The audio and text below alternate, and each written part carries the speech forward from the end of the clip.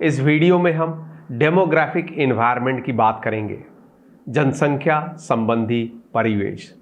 जनसंख्या संबंधी परिवेश एक कंपनी के लिए, एक बिजनेस के लिए बहुत ही महत्वपूर्ण है, इसीलिए इसकी चर्चा मार्केटिंग एनवायरनमेंट में की जाती है। डेमोग्राफिक एनवायरनमेंट एक कंपनी को, एक बिजनेस को एक कस्टमर बेस प्रदान करती है जनसंख्या के रूप में। इसीलिए जनसंख्या के बारे में जानना और जनसंख्या को अच्छी तरह समझना एक मार्केटर के लिए बहुत ही जरूरी है।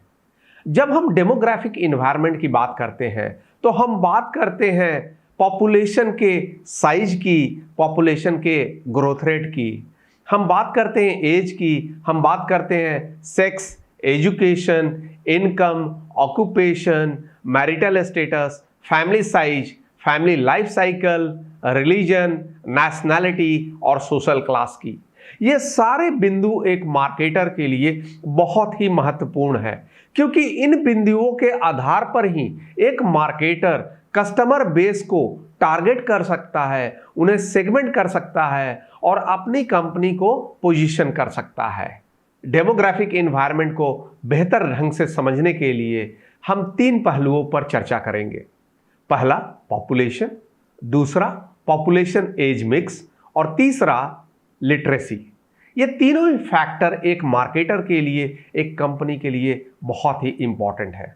जैसा कि मैंने बताया, डेमोग्राफिक एनवायरनमेंट आपको एक कस्टमर बेस देती है, इसीलिए जनसंख्या का जानना आपके लिए आवश्यक है।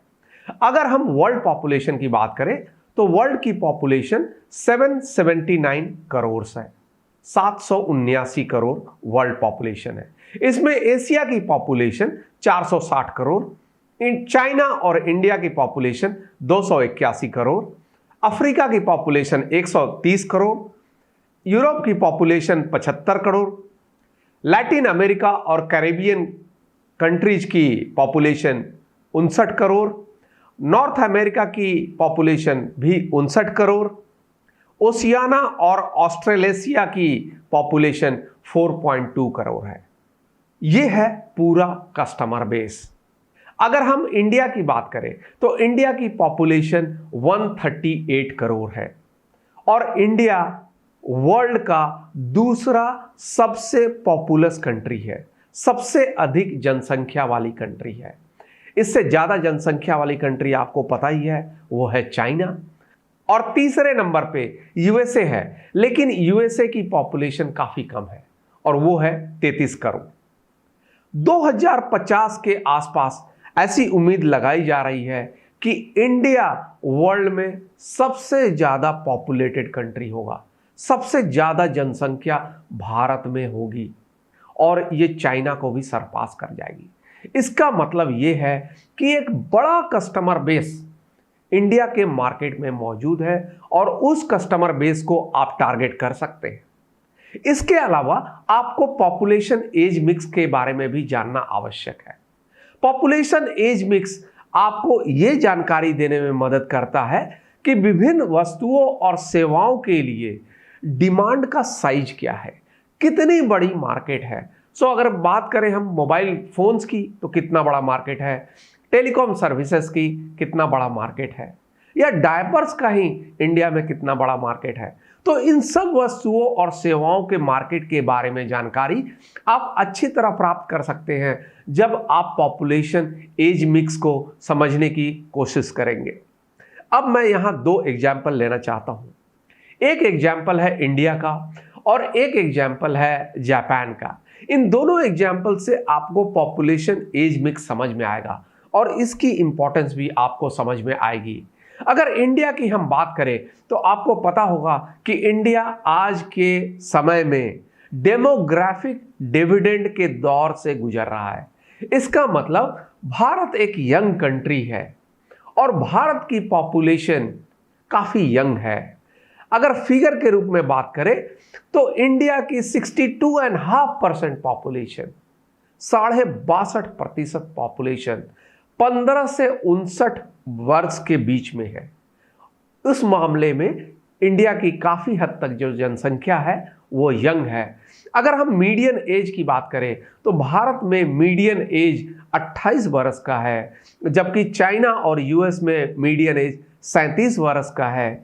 अगर हम वेस्टर्न यूरोप की बात करें तो मीडियन एज 45 वर्ष का है, और अगर हम जापान की बात करें तो मीडियन एज 49 वर्ष का है, 49 वर्ष का है। इसका मतलब यह है कि जापान में जो अधिकतर पॉपुलेशन है वो एजिंग है, इसीलिए जापान को एक एजिंग कंट्री माना जाता है।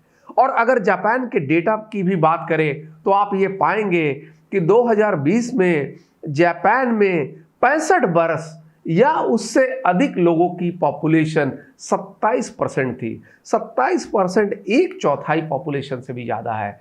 इसका मतलब यह है कि 65 साल या उससे ऊपर के उम्र के लोग एक चौथाई पॉपुलेशन से भी ज़्यादा है।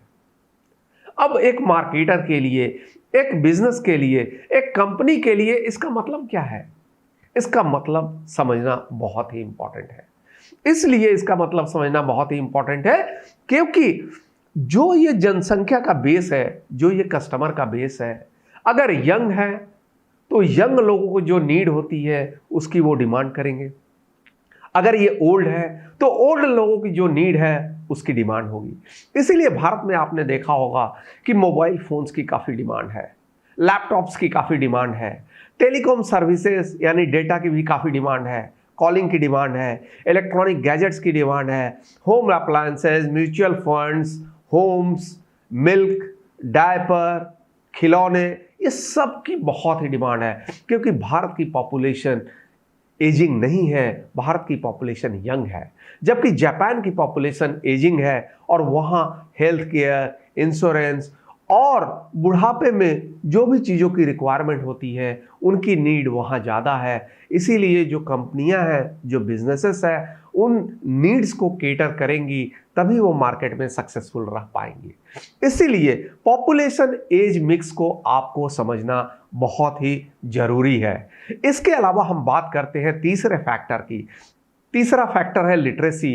लिटरेसी को भी जानना एक मार्केटर के लिए बहुत ही जरूरी है क्योंकि लिटरेसी के आधार पर भी कई तरह की नीड्स और डिमांड मार्केट में पैदा होते हैं। जैसे अगर आप कहें newspapers, magazines, books, educational material, या फिर एजुकेशन की ही बात करें, स्कूल्स की बात करें, कॉलेजेस की बात करें, यूनिवर्सिटीज़ की बात करें, लिटरेसी के इस युग में जैसे जैसे लोग ज़्यादा लिटरेट हो जाएंगे वैसे वैसे इन वस्तुओं और सर्विस की डिमांड मार्केट में काफ़ी होगी, ऐसा आप पाएंगे।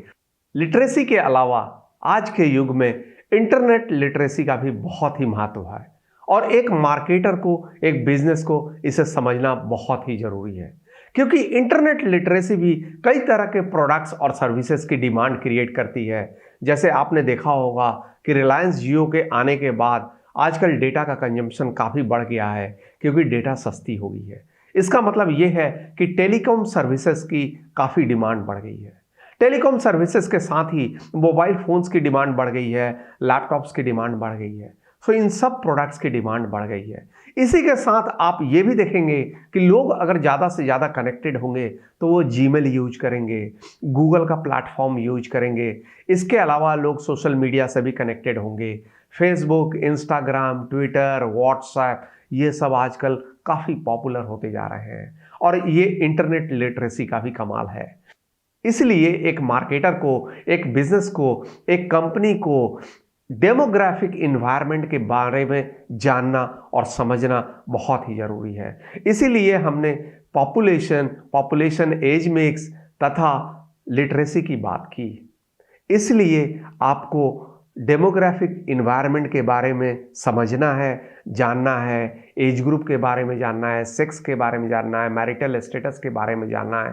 ये सभी बिंदु आपको मदद करेंगे अपनी प्रोडक्ट्स और सर्विसेज को डेवलप करने में और इस प्रकार आप मार्केट को अच्छी तरह केटर कर पाएंगे और उनकी नीड्स को समझेंगे बेहतर तरीके से और उसे फुलफिल भी कर पाएंगे। Thank you.